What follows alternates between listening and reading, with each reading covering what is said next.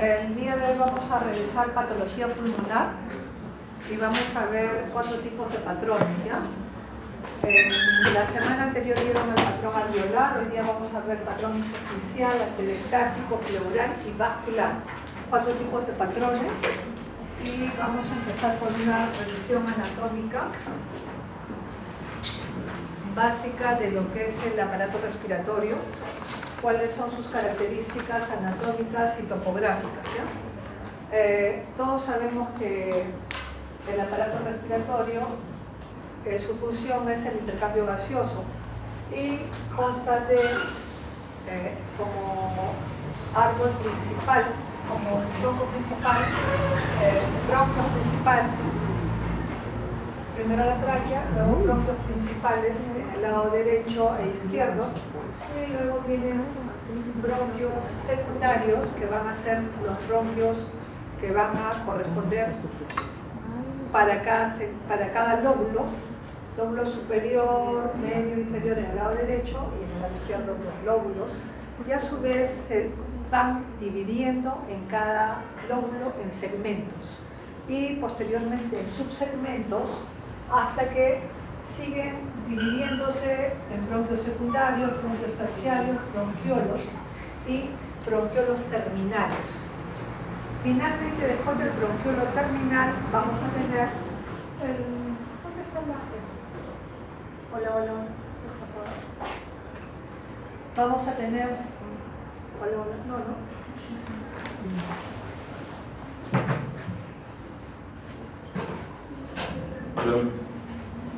Hola, Hola. Finalmente, al final del bronquiolo terminal vamos a tener los alvéolos, ¿no? ¿Y qué se va a producir en los alvéolos? Es donde se va a dar el intercambio gaseoso, ¿no? Ahora,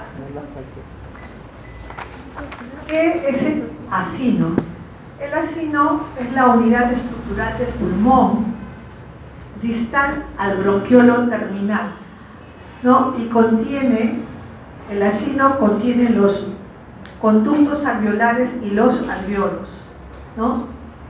Generalmente miden el acino entre 6 y 10 milímetros y radiológicamente no son visibles, ¿no?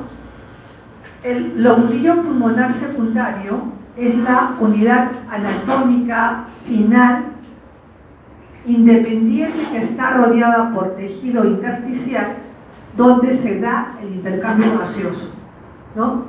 Y este lobulillo pulmonar secundario es el que tiene entre 2 y 25 acinos, y estos acinos son los que tienen en la parte distal los alvéolos, ¿no? Ahora, este lobulillo pulmonar secundario contiene entre 2 y 25 acinos y tiene 3 partes anatómicas importantes, ¿no?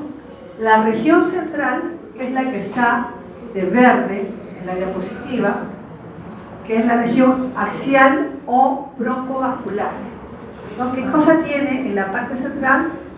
Tiene la arteria y el bronquio, ¿no? Y luego tenemos el que está de celeste, que forma parte del lobulillo pulmonar secundario, es el espacio periférico subpleural, ¿ya?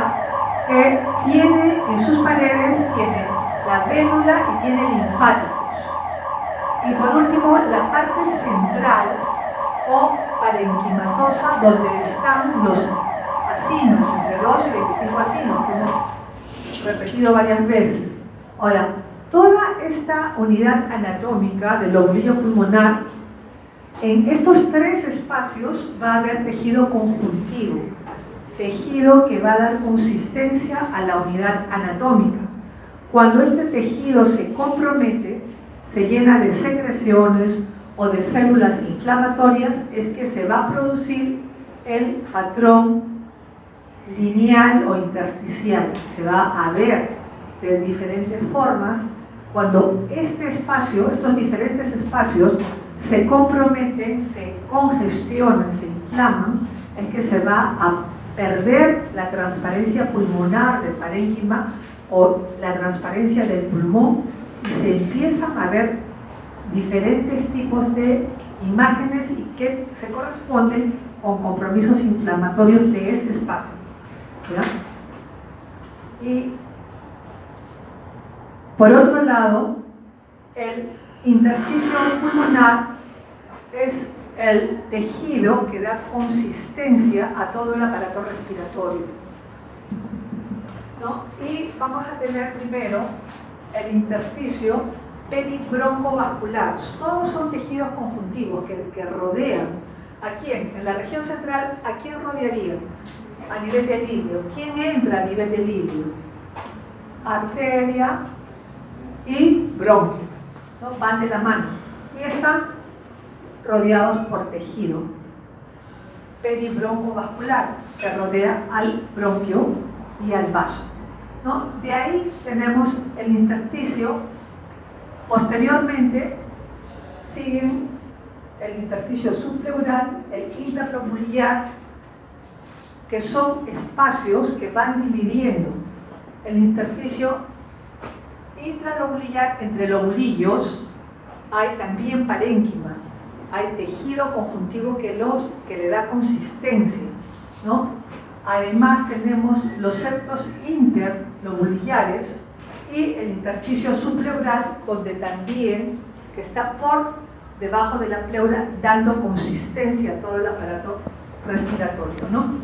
Entonces, cuando estos espacios, estos diferentes espacios, se comprometen, se congestionan, ya sea de edema, de células inflamatorias, es que se engruesan y pasan a observarse. Ahora, la fisiopatología se produce por acúmulo o infiltración de uno o varios compartimentos del intersticio, ya sea por líquido o por células inflamatorias, ¿no? Y se va a traducir en opacidades lineales, nodulares o disminución de la densidad. ¿No? Vamos a ver el patrón intersticial, que es el patrón que se va a traducir en líneas, en imágenes lineales. En la semana anterior que vieron el patrón alveolar, ¿cómo lo describían básicamente? A ver, está Bartolé.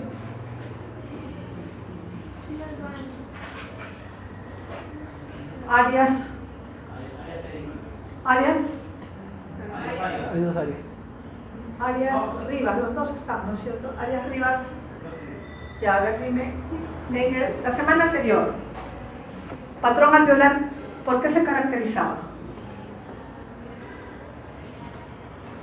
¿Cómo imaginaba, cómo describía un patrón alveolar o una neumonía? Se encontraba normalmente en el tercio medio del Ya, pero ¿cómo lo describes? Como líneas, como opacidades, confluentes, algodonosas, lineales. Ya. O sea, son opacidades, velamientos, opacidades confluentes. Ahora, en este tipo de patología intersticial se traduce como imágenes lineales, donde se van a comprometer todos los espacios que hemos descrito, ¿no? Y se van a producir signos principales: opacidades nodulares, lineales y reticulares, y se van a poder ver las líneas A, B y C. Y también se puede ver la imagen en panal de abeja, ¿no? Ahora, ¿qué es las líneas? Patrón intersticial, ¿cuáles son las características? ¿No? Difuminación de bordes de los ilios, difuminación de los bordes de los vasos arteriales, compromiso asimétrico de ambos campos pulmonares, y generalmente se ve un pulmón sucio, ¿no? Como no se ve la transparencia, sino que se ven líneas. Un pulmón, bases sucias lo describen, ¿no? Como una red ahí. Fisiopatología: el patrón, el tejido intersticial se hace visible por edema, inflamación, fibrosis, metástasis o enfermedades granulomatosas que originan aumento del espesor de los diferentes componentes del tejido intersticial. ¿no? Y los componentes del tejido intersticial, como vimos en el lobulillo pulmonar secundario, va a ser parenquimatoso, la parte central que rodea y sostiene a los alvéolos, ¿no? Puede ser peribroncovascular, que rodea y sostiene a los bronquios, arterias y venas, y subpleural en contacto con la pleura y septos interlobulillares, ¿no? Y ahora vamos a ver las líneas de Kerley. Las líneas de Kerley son imágenes lineales, que las A se ubican periiliares, alrededor de los ilios, y su longitud es más o menos de 5 centímetros. Generalmente se irradian a partir del ilio, corresponden a tabiques interlobulillares engrosados por edema y son poco frecuentes, ¿no? Las líneas A de Kerley, acá vemos, normalmente el intersticio se ve radiotransparente, pero acá se ven imágenes lineales.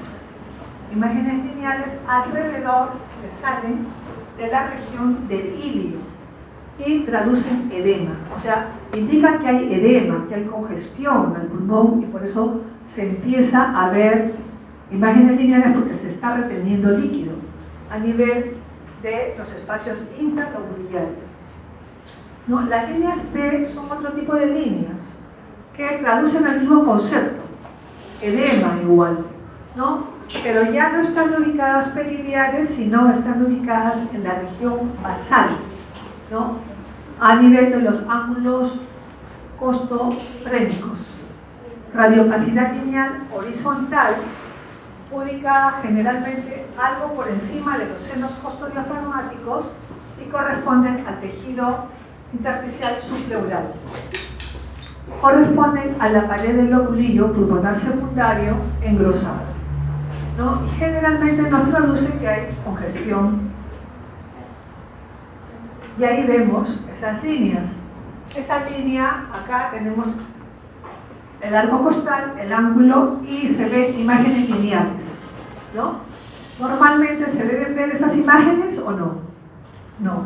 Por lo tanto, la ubicación topográfica, que es la más frecuente que nos traduce patología pulmonar de edema, es las líneas B, ¿no? Son imágenes lineales pequeñas ubicadas en la región basal, a nivel de los ángulos costofrénicos o costodiafragmáticos. Igual, acá sería ¿qué tipo de líneas? A ver, ahí está dicho, ¿no? La pregunta está de más. ¿Ubicadas en qué parte? En el ángulo costodiafragmático. ¿No? Porque acá tenemos hacia las bases ubicadas esas imágenes lineales. Y acá tenemos las líneas de Kerley, que normalmente cuando ya hay congestión se puede dibujar el lobulillo pulmonar secundario. Acá vemos como cubitos, imágenes poliédricas, ¿no? Y estas líneas, que serían un estudio, una tomografía, ya se ven gruesas, ¿no? Porque hay edema.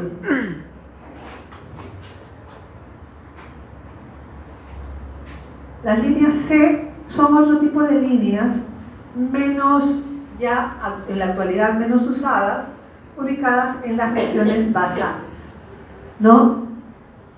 Y ahora vamos a ver otro tipo de opacidades, también intersticiales, que se caracterizan por imágenes, a diferencia de las anteriores que eran líneas, ahora son micronódulos o nódulos, ¿no? que también se distribuyen dentro del lobulillo pulmonar secundario, que pueden tener una distribución aleatoria. Aleatoria es al azar, están distribuidas, o una distribución centrilobulillar. Cuando vimos el lobulillo pulmonar secundario teníamos la parte central, donde está la arteria y el bronquio. Cuando se comprometen, cuando hay nódulos en la región centrilobulillar, ¿qué característica tiene? Una distribución simétrica. están entre un nodulito y el otro, hay la misma distancia. Prácticamente pueden medir la distancia, es simétrica. El centro lobular, porque todos van al centro de cada lobulillo, ¿no? Y porque como el poliedro es de distribución simétrica, entonces en la región central se produce el nódulo, entonces ven una distribución casi geométrica, una distancia muy parecida entre un nódulo y el otro. Y la otra es una distribución perilinfática. Perilinfática es una distribución lineal, ¿no? Que va por donde se distribuían los linfáticos en el lobulillo pulmonar secundario en la pared lateral, ¿no? Entonces, cuando se van distribuyendo, van a adquirir una distribución lineal.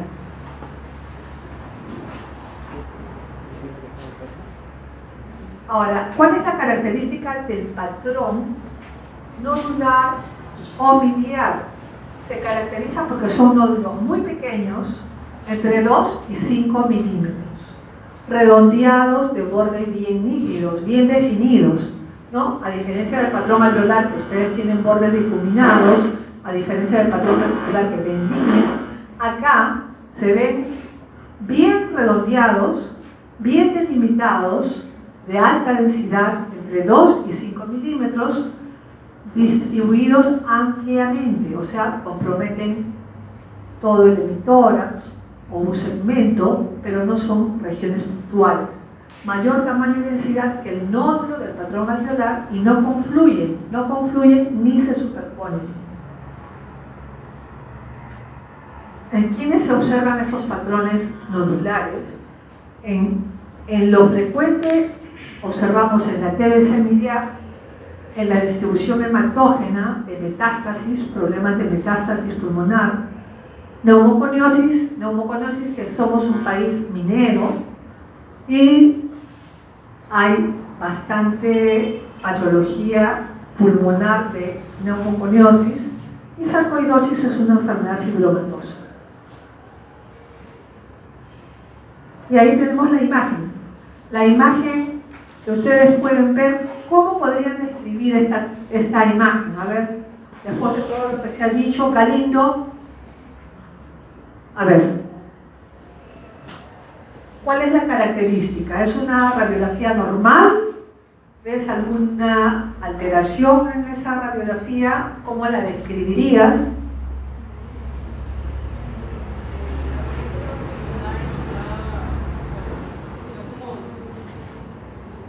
¿Cómo? La parénquima del pulmón está con una tonalidad. ¿Qué es lo que llama la atención? ¿Qué hemos hablado? ¿El patrón? ¿Qué tipo de patrón es el que hemos hablado?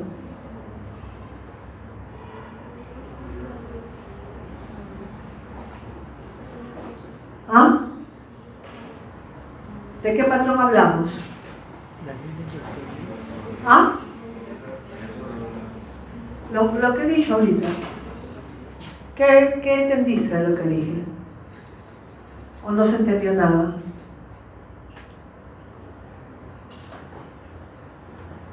A ver, flores rojas. A ver, ¿qué es lo que ves en esa radiografía?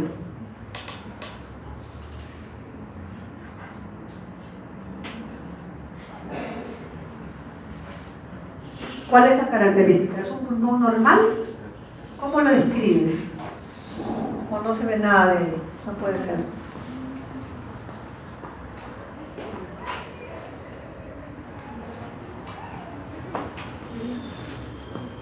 ¿Algún voluntario?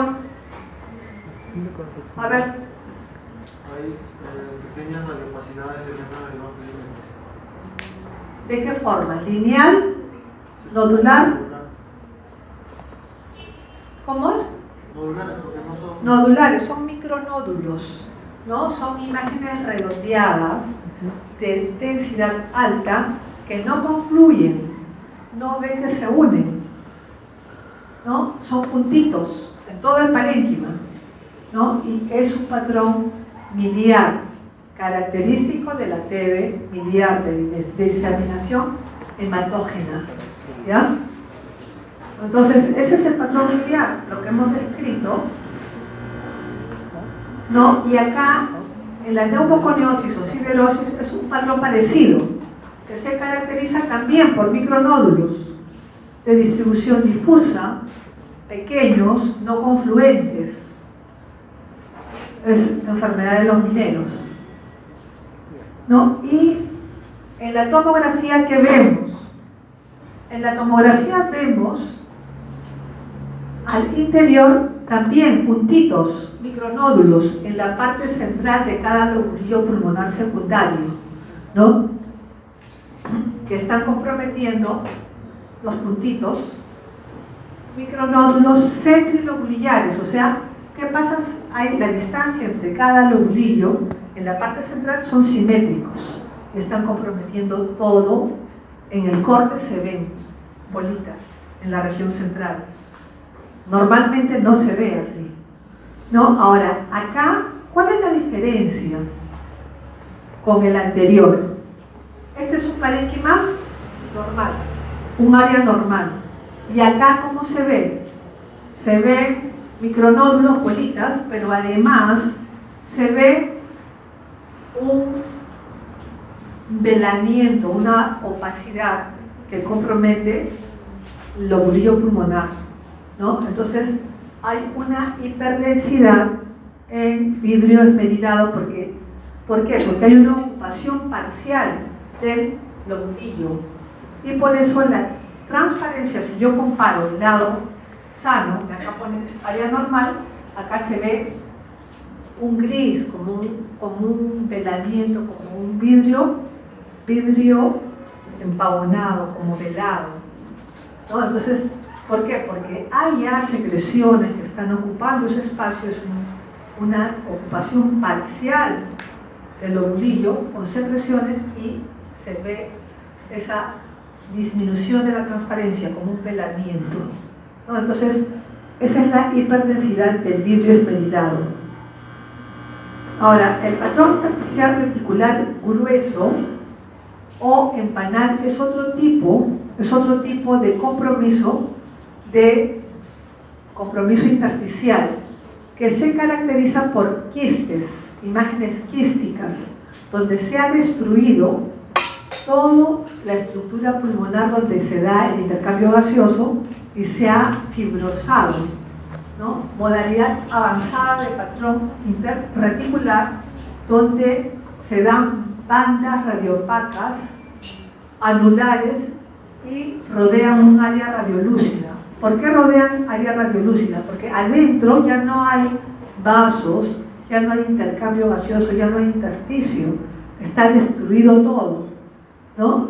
Paredes gruesas de 2 a 3 milímetros por el espesor de la fibrosis, y los diámetros son de 5 a 10 milímetros, ¿no? Es ya un estadio avanzado de patrón intersticial reticular. ¿Y ahí qué cosa es lo que ven? A ver, llatas,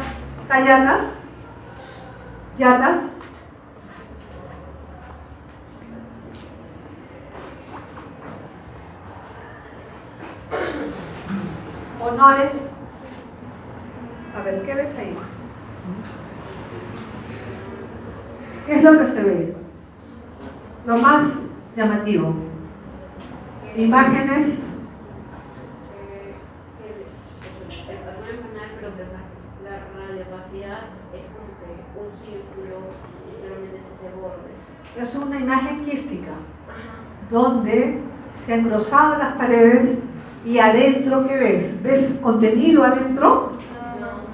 Se ha destruido, ¿no? Normalmente ahí tendrían que estar los alveolos, los acinos, los vasos, los bronquios. No hay nada, porque ha destruido la enfermedad, y se ven paredes gruesas. Esas son enfermedades. ¿Y cuál es la característica? Como un panal, ¿no? Entonces, la fibrosis intersticial condiciona, y dice, la rotura alveolar, se rompió, se destruyó, y la dilatación de los conductos alveolares. Todo quedó destruido, de los bronquiolos, todo se destruyó, todo, condicionando formación de quistes. Y estos quistes presentan paredes gruesas, empanal, ¿no? Y esa es la característica. Ahora, en la placa, acá tengo una placa un poquito más clara, donde, ¿qué es lo que ven ahí? ¿Qué es lo que se puede describir? La imagen empanal, ¿qué habla ahí la imagen? ¿Cómo qué se ve? A ver, Vargas Torres, ¿qué es lo que ves? ¿Cómo podrían describir estas imágenes? ¿Es una transparencia normal de un parénquima? No, se ven como formaciones radioopacas, pero que están cubiertas la parte radiolúmica. ¿No? Como anillo, ¿no? Ahí lo describen imagen empanal, banda radiopaca en anillo, como anillitos o como quistecitos.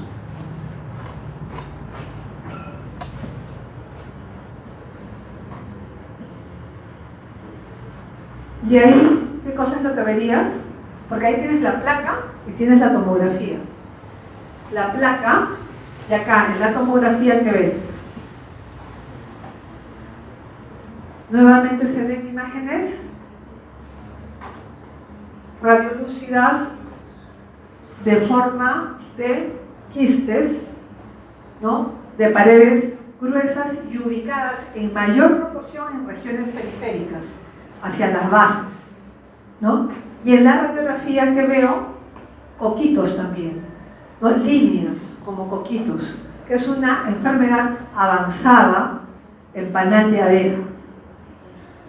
No, nuevamente, panal de abeja grueso, imágenes quísticas de paredes gruesas, radiolucentes, ¿no? Y ahora pasamos al patrón atelectásico. ¿Cuál es el concepto de atelectasia que tienen? A ver, Benavente.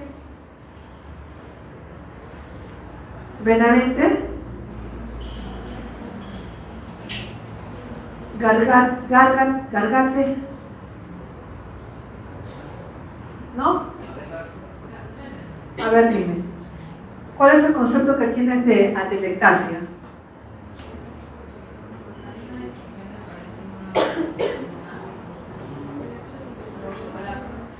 Un colapso, ¿no? O sea, el parénquima se retrae, ya no entra aire. El concepto de atelectasia es colapso, ahí dice colapso, se retrae el parénquima, ocasiona tracción de todas las estructuras adyacentes al pulmón comprometido. O sea, jala, ahí como ven, con una pita tratan de explicar que el parénquima, este es el lado sano, está distendido en toda la cavidad torácica, mientras que el lado comprometido, donde se ha colapsado el pulmón, se ha retraído el pulmón a diferencia del lado sano y muestran una pita jalando. ¿Qué hace? Como se retrae el parénquima, se colapsa, todas las estructuras que están alrededor se retraen hacia el lado comprometido. Por lo tanto, de acuerdo a la ubicación topográfica del área comprometida, va a jalar estructuras, va a jalar cisuras, va a jalar el ilirio, va a jalar los espacios intercostales, va a jalar el diafragma, va a jalar la silueta cardíaca, de acuerdo a la zona donde esté comprometido el colapso pulmonar, ¿no? Y creo que me pasé acá.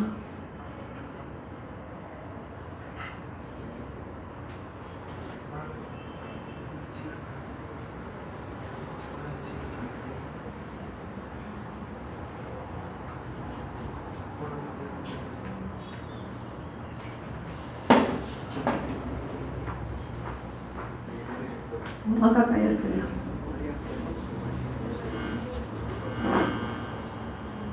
Ahí.